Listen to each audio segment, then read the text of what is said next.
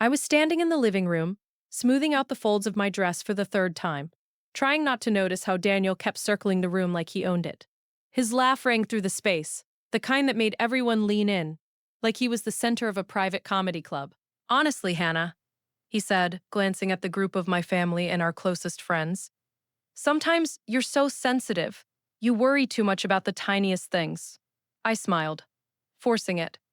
I just like things organized, I said, hoping it would land as harmless. He waved his hand dismissively. There she goes again. I froze.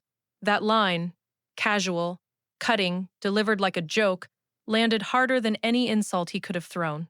It wasn't the first time I'd heard it, but this time, something inside me shifted. Around him, everyone laughed politely. But the joke was on me. And for the first time, I felt it. That subtle, insidious weight, the sense that the man I was about to marry had already started scripting my part in this story. I felt heat crawl up my neck. I wasn't, Daniel sighed, soft and patient, the way people do when they're trying not to embarrass someone they love. Babe, not here. And that was it. The conversation moved on. Someone asked about the honeymoon. Someone else made a joke. My discomfort dissolved into background noise, and I stood there smiling, nodding, shrinking, while the man I was supposed to marry calmly taught everyone how to see me. That was the moment I understood something was wrong. Not loud wrong. Not dramatic wrong. Just the quiet realization that Daniel Wright had already started positioning himself as reasonable, and me as the problem. After that night, nothing technically changed. That was the part that made me doubt myself. Daniel didn't apologize, but he didn't escalate either. The next morning, he brought me coffee like he always did, kissed my forehead, asked if I wanted almond or oat milk. He talked about a brunch reservation he'd made for us, mentioned his meeting at Ecliptic's group, asked if I'd emailed the florist yet. Normal, smooth, almost tender. That made me feel worse. Because if something was wrong, shouldn't it have felt wrong all the time? Instead, it felt like I was the only one still holding on to the moment. The words replayed themselves when I was alone. There she goes again. The way the room had shifted. The way no one defended me. The way Daniel hadn't even looked back to see if I was okay. I told myself I was being dramatic. He'd said it jokingly. Everyone knew that. I was tired. Wedding planning was stressful. That's what people always said, and Daniel repeated it often enough that it started to sound like my own thought. Still, small things began to stand out. Daniel started summarizing decisions instead of discussing them. The venue timeline was basically handled. The budget was nothing to worry about. When I asked for details, he'd give me the outline but not the numbers. When I asked again later, he'd sigh, not irritated, just weary, like I was asking him to carry something heavy he'd already put down. "You trust me, right?" he'd say. I did, or at least, I wanted to. At dinner with friends, he told a story about how I'd almost backed out of our engagement trip because I panic over logistics. He laughed while he said it, shook his head like it was endearing. I smiled, because correcting him would have meant explaining myself, and explaining myself always felt like losing. On the drive home, I mentioned it. Carefully. I didn't almost back out, I said. I just asked if we could plan the flights earlier. Daniel glanced at me, surprised. Why are you stuck on that? I'm not stuck, I said. I just don't like being portrayed like that. He exhaled slowly, eyes still on the road. You're reading into it again. That word, again, landed quietly, like a period at the end of a sentence I hadn't agreed to. Over the next few weeks, I noticed how often he spoke for me, how often my opinions were rephrased before they reached anyone else, how frequently he'd say things like, "Hannah gets overwhelmed," or "She prefers when I take the lead," even when I was standing right there. And people accepted it. They nodded. They smiled at me with sympathy instead of curiosity. The worst part was how reasonable he sounded. He never raised his voice, never insulted me directly. Everything was wrapped in concern, protection, patience. If I pushed back, I looked ungrateful. If I stayed quiet, I disappeared. I started second-guessing my memory, my reactions, my tone. I'd rehearse conversations in my head before bringing something up, then abandon them halfway through because I couldn't figure out how to say it without sounding exactly like the version of me Daniel kept describing. One night, while folding laundry, I realized something that made my hands go still. I couldn't remember the last time he'd asked me what I wanted. Not about the wedding, not about the apartment, not about our future. He told me what made sense, what was easier, what he'd already arranged. And I'd been nodding along, telling myself this was partnership. But partnership didn't feel like this. It didn't feel like being edited. That's when the unease stopped being emotional and started becoming practical. I didn't think he was cheating. I didn't think he was planning to leave. I just knew, in a way I couldn't yet explain, that something important was happening without me in the room. And if I didn't start paying attention, I was going to find out too late what role I'd been assigned. The first crack didn't come from Daniel. It came from someone else repeating his words back to me. We were at his cousin's birthday dinner, squeezed into a long table at a dim restaurant, where conversations overlapped and no one paid close attention to anyone else. I was halfway through a glass of wine when his cousin leaned over and smiled at me kindly. "I'm really glad you're taking your time," she said. I blinked. "With what?" "With the wedding," she replied. "Daniel said you've been feeling unsure, that you're overwhelmed." The word unsure sat between us like a foreign object. "I never said that," I answered, a little too quickly. She tilted her head. "Oh, that's just how he explained pushing the date. He said he didn't want to pressure you." I didn't respond right away. I felt the room sharpen. The laughter, the clinking glasses, all of it faded into something distant and thin. Daniel was at the other end of the table, talking animatedly, relaxed, confident, patient. Later in the car, I brought it up. Not accusing, just checking. "Did you tell your cousin I was unsure about getting married?" I asked. He didn't hesitate. "I said you've been stressed." "That's not the same thing," he sighed. Not angry, disappointed. "Hannah, why are you interrogating me?" "I'm not interrogating you. You've been anxious lately," he continued, cutting me off gently. "I'm trying to protect you. I didn't think you'd want people thinking you were difficult." That word again, protect. I stared out the window the rest of the drive. My reflection looked smaller than I remembered. After that, I started noticing it everywhere. His mother asked if I was feeling more settled now. A friend joked that Daniel deserved a medal for his patience. Someone else mentioned how strong he was for holding things together. Every comment traced back to the same source. Daniel wasn't just managing our relationship. He was managing how it would be remembered. I stopped reacting and started listening. At a work happy hour, one of his colleagues from Ecliptic's group asked if wedding planning was still on pause. When I said no, not at all, she looked confused. "Oh," she said, "Daniel made it sound like you weren't ready yet. He said he didn't want to rush you." That night, while he slept, I opened my laptop and started writing things down. Dates, conversations, names. What people said versus what I remembered actually happening. The list grew faster than I expected. There was a version of me being told, one where I was fragile, indecisive, emotionally unpredictable. And there was the version of him that went with it. Calm, accommodating, quietly burdened. The contrast was too consistent to be accidental. I checked my messages, my emails, old calendar invites. I noticed how often decisions had been framed as mutual when they weren't. How many "we agreed" moments were actually "he informed me," how frequently I'd been thanked for being understanding about things I hadn't agreed to in the first place. It wasn't loud manipulation. It was administrative. What scared me wasn't the lies themselves, it was how prepared they sounded. Like he'd rehearsed them, like he knew which details to soften and which ones to emphasize. I tried once more to correct the record. At brunch with his parents, his mother mentioned how Daniel had stepped up while I figured things out. "I'm not figuring things out," I said evenly. "I'm just not being included." The table went quiet. Daniel reached for my hand, squeezed it, smiled at everyone. "See?" he said gently. "This is what I mean. She gets overwhelmed when things feel out of her control." I pulled my hand away. No one contradicted him. That was the moment I stopped trying to explain myself. Instead, I started watching him like someone I no longer trusted. I paid attention to what he shared and what he omitted, who he spoke to privately, how often he positioned himself as the reasonable buffer between me and the world. I realized something unsettling. If we broke up tomorrow, he already had the story ready, and it didn't include my side at all. That night, I stood in the bathroom, staring at my reflection, and felt something settle into place. Not anger, not heartbreak. Clarity. This wasn't about love or commitment. It was about control of the aftermath. About making sure that if things ended, and something in me knew they would, he would walk away clean, and I would look like the reason. So I stopped defending myself. I started collecting proof. I didn't confront Daniel after that. I didn't correct him. I didn't defend myself. I did something colder. I started checking. It began with small, boring things, the kind no one ever notices until they matter. Emails, calendar invites, shared folders we supposedly both used. I searched phrases he liked to use. We agreed.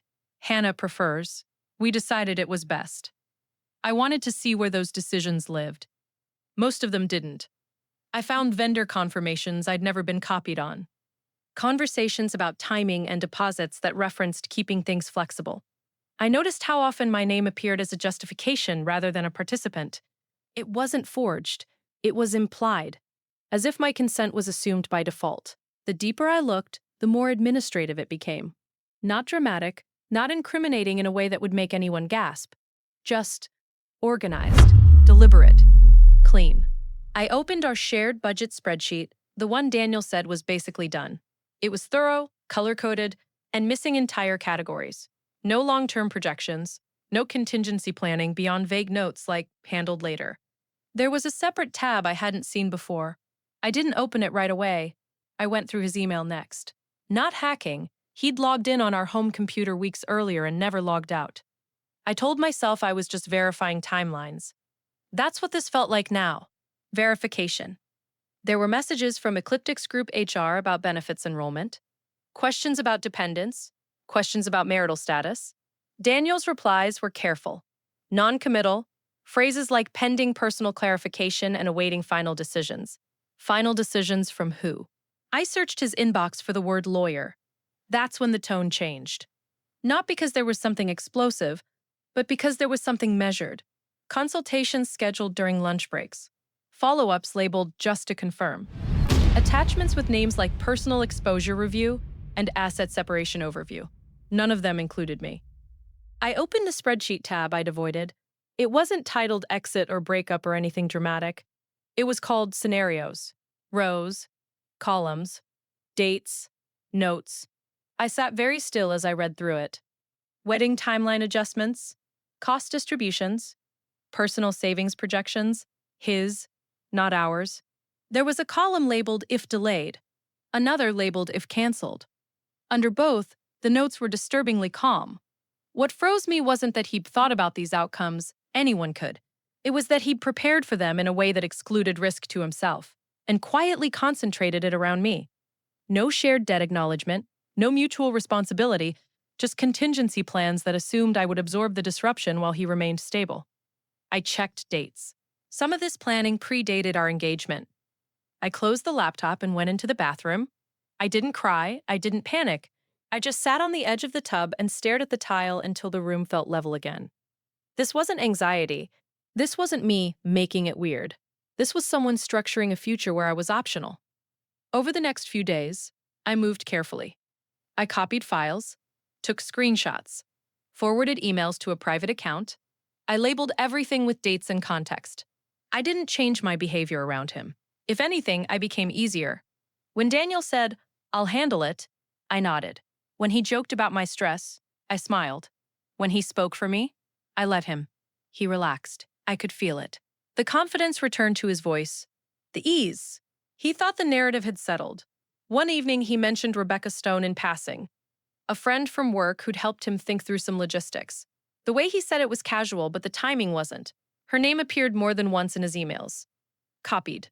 Consulted. Looping him in on introductions. She knew. I didn't ask questions. I didn't need to. Instead, I booked a consultation with a lawyer during my lunch break. I brought nothing but a notebook and asked one question. What does it look like when someone prepares to leave before they're legally bound? The lawyer didn't look surprised. She didn't raise her eyebrows. She didn't say anything dramatic. She just said, "Let's talk about what he's protecting and what he expects you to carry." That was the moment the story shifted in my head. This wasn't about heartbreak. It was about risk transfer, about how calmly he'd arranged for me to be the unstable variable while he stayed insulated. When I got home that night, Daniel kissed me hello and asked what I wanted for dinner. "Whatever's easiest," I said. He smiled, relieved. I went to bed knowing something he didn't. I wasn't gathering information anymore. I was building a record. Once I knew what I was looking for, I stopped skimming and started tracing. Patterns emerged quickly when I lined things up by date. The benefits emails from Ecliptic's group, the spreadsheet edits, the lawyer consultations. Every time Daniel made a show of calming me down, there was a corresponding move on his end that reduced his exposure and increased mine. I followed the money next. Daniel had always framed finances as handled, which I'd mistaken for competence. It wasn't until I pulled bank statements that I realized how selective that competence was. Joint expenses were predictable, almost conservative. His personal accounts told a different story. There were transfers I didn't recognize. Short-term loans, payments that didn't match anything in our shared budget. I cross-referenced dates with the spreadsheet and felt my stomach drop. Some of the contingency planning made sense now. He wasn't just preparing for the wedding. He was bracing for instability he hadn't told me about. I found the credit report after that, not by accident. I'd requested my own out of habit and noticed an inquiry tied to an address I didn't recognize. It led me to a lease application Daniel had co-signed months earlier. Not with me. Rebecca Stone's name appeared on it. Not as a tenant, as a reference. Professional. Clean. Quiet. I sat at the kitchen table and reread the document until the words stopped blurring together. This wasn't an affair in the way people expect. There were no love notes. No late-night texts full of emotion. What they shared was worse. They shared planning. Rebecca wasn't a secret girlfriend. She was a collaborator. Someone who knew how to structure things. Someone who'd helped Daniel think through outcomes while I was being reassured not to worry. I checked the timestamps on their emails. Most of them were sent during work hours. Lunch breaks, quick syncs. They talked about options, exposure, timing, how to keep things smooth. I stopped reading when I realized something else. Rebecca had been included in conversations I hadn't been. Conversations about my finances. Not opinions. Numbers. She knew what I earned. What I contributed. What could be leveraged. And she knew because Daniel had told her. That night, Daniel mentioned the pre-wedding party. His mother wanted it bigger. More people. A chance to celebrate properly. "You okay with that?" he asked, already smiling like the answer was yes. "Of course," I said. "Whatever you think makes sense." He didn't hear the change in my voice. He was too busy enjoying how easy I'd become. The next day, my lawyer reviewed everything I'd collected. She didn't interrupt. She didn't rush me. She asked for clarification only when something mattered. When I finished, she closed the folder and said, "He's been transferring risk to you for a while." She explained it clinically. How his debt exposure was being buffered by my stability. How his exit planning assumed I'd absorb emotional fallout while he retained professional credibility. How the narrative he built wasn't just social, it was protective. "And Rebecca?" I asked. "She's smart," my lawyer said. "Smart enough to leave the moment this stops being theoretical." We talked next steps. Quiet ones. I froze my credit. I separated access. I documented consent boundaries retroactively with emails that sounded innocuous, but established records. I canceled commitments that relied on my name without explanation. Each move was small. Reasonable. Impossible to argue against without revealing why he'd needed them in the first place. At home, Daniel grew lighter. "You seem calmer," he said one evening, genuinely pleased. "I knew once the pressure eased, you'd feel better." I nodded. You were right. It was the truth, just not the way he meant it. Rebecca stopped replying to his messages as quickly. I noticed because he checked his phone more often, tried to keep his tone casual when he mentioned work. He hadn't told her yet. He was still playing both sides. The pre-wedding party date was set. Invitations went out. Family booked travel, friends rearranged schedules. Daniel thought the momentum protected him. He didn't realize it had done the opposite. Because by then, I wasn't waiting for answers anymore. I had documentation, timelines, legal context, and a room full of people who'd already been primed to believe one version of the story. I was just deciding when to let them see the rest. By the time the invitations went out, Daniel was running on momentum alone. I kept my calm, letting him believe everything was normal. He thought my silence meant compliance. My measured smiles meant I hadn't noticed anything and that I would continue to play the part he had written for me. Rebecca was the first to shift, though I hadn't confronted Daniel about anything yet. She realized before he did that I had started noticing. The subtle moves I made, The way I copied files, downloaded spreadsheets, forwarded emails to a private account, set up consultations with a lawyer were small, almost invisible, but enough for her to recognize the danger. She saw that if she continued helping Daniel with his carefully structured plans, any exposure could link back to her, and she would take the fall. So, she withdrew. Slowly, cleanly, irreversibly. Meeting requests declined without explanation. Emails went unanswered. Calendar invites vanished. She didn't make a scene, she didn't confront anyone, but she was gone. Daniel noticed eventually. He assumed she was busy, or that she had other priorities. He didn't understand that her exit had been triggered by my quiet, careful audit, and that from the moment I started gathering evidence, the plan he thought was invisible had already begun to unravel. I didn't react. I smiled when he asked about seating arrangements, nodded when he talked about the catering, and approved every little detail. I let him feel confident again. Because the more secure he became, the more his mistakes would show themselves. The pre-wedding party was approaching, and he believed the momentum of planning was his anchor, the final proof that everything was under his control. Meanwhile, I had everything carefully documented. Every email, spreadsheet, and financial note was time-stamped and secured. Accounts he had assumed were shared required dual access. Contracts he thought were finalized were clarified in my favor, and vendor communications reflected my awareness without anyone knowing I had intervened. I had built a quiet, unshakable barrier around his moves, and every adjustment he made only reinforced the mirror I had created. At the party, I played my part perfectly. I smiled, nodded, and laughed at the right moments, giving Daniel the illusion of control. He held my hand, charm on full display, and everyone around us believed in his perfect, reliable persona.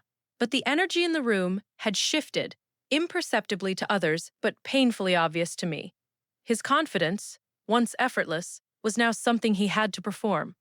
Every joke, every gesture, every carefully measured smile made him look smaller against my calm certainty. Rebecca's absence added another layer of pressure, though Daniel didn't recognize it. People noticed, even if they couldn't articulate why. I didn't need to confront anyone. My silence, my presence, my composure, all of it was enough. I let him think he was winning. He believed the wedding anchored everything. He didn't see that the stage had already been set for his quiet, inevitable collapse.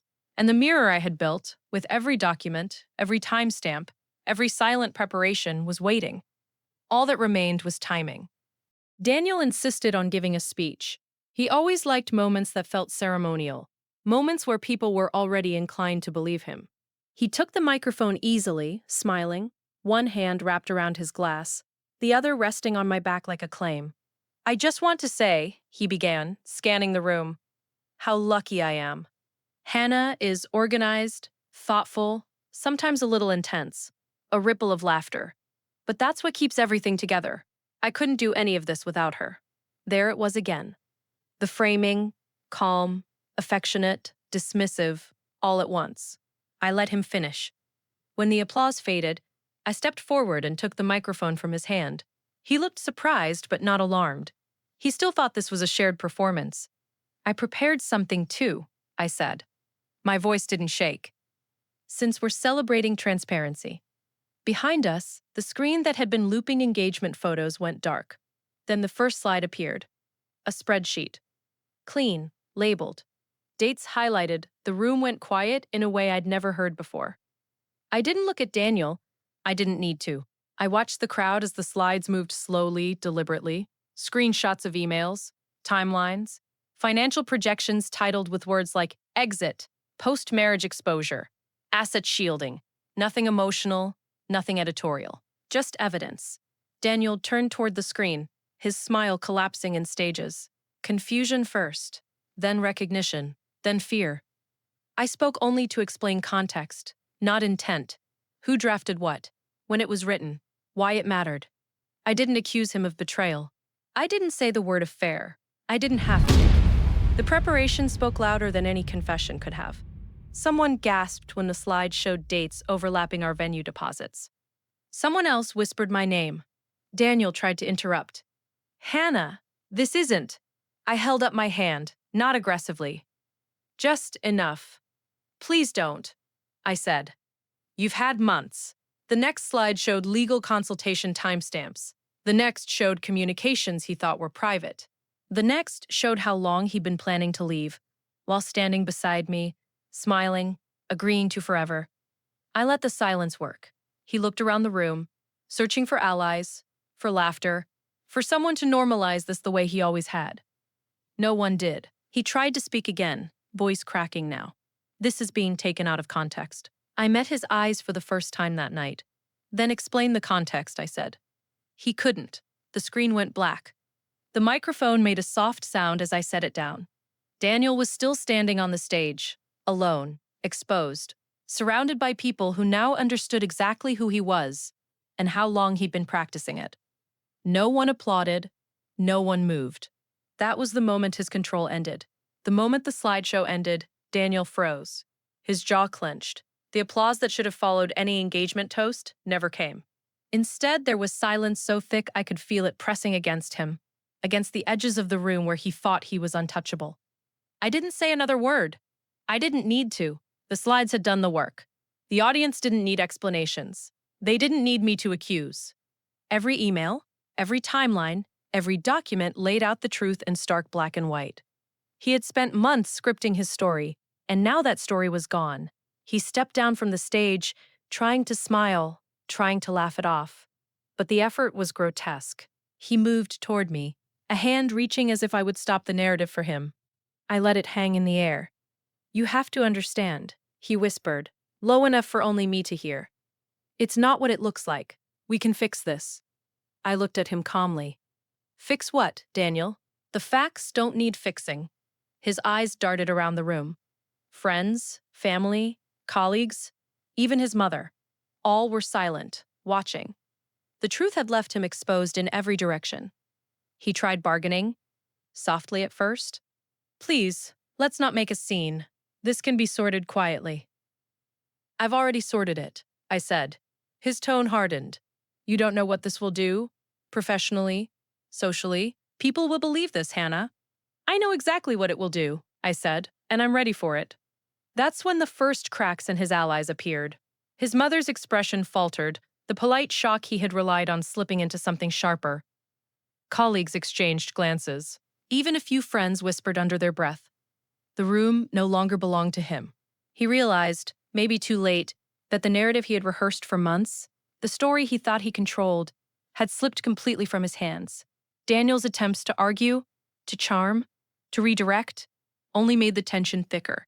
Every excuse he offered only confirmed the meticulous preparation he had put into protecting himself while leaving me isolated. It was all too clear now, in front of everyone he thought he had convinced. Rebecca's betrayal, quiet and calculated, now cemented his isolation.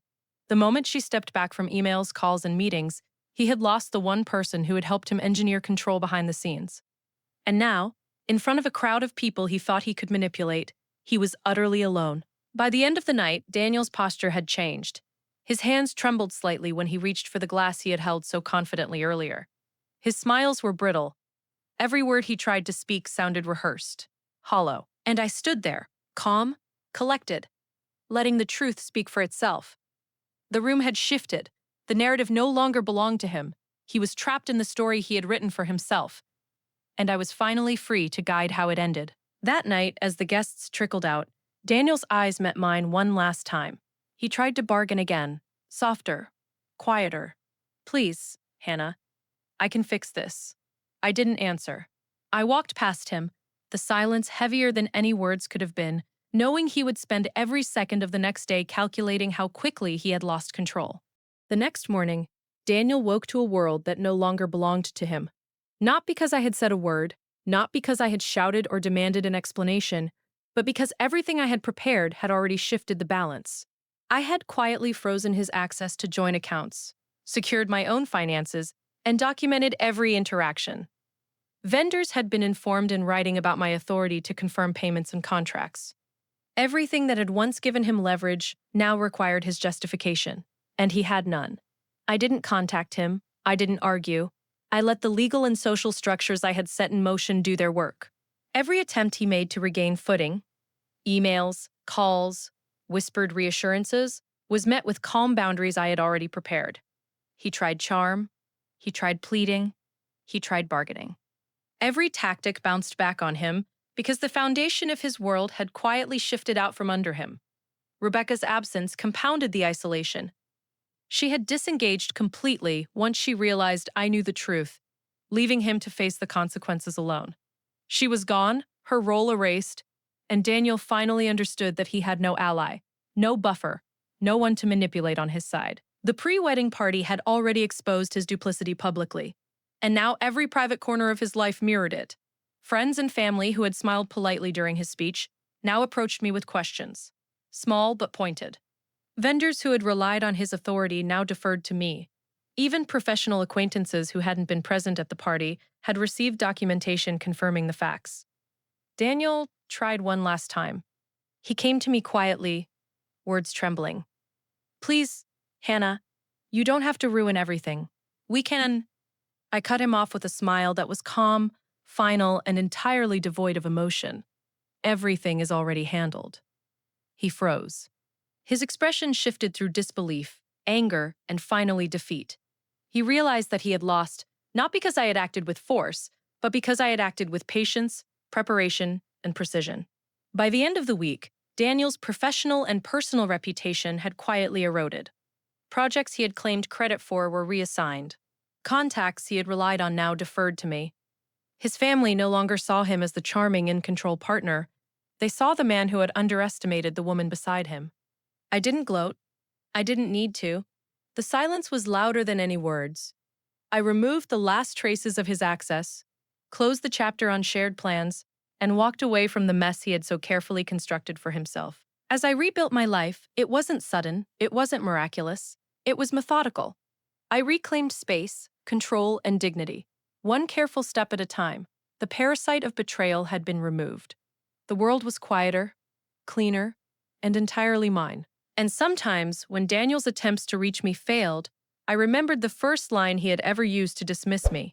"There she goes again." I smiled. Because now, in every sense that mattered, he was the one going again.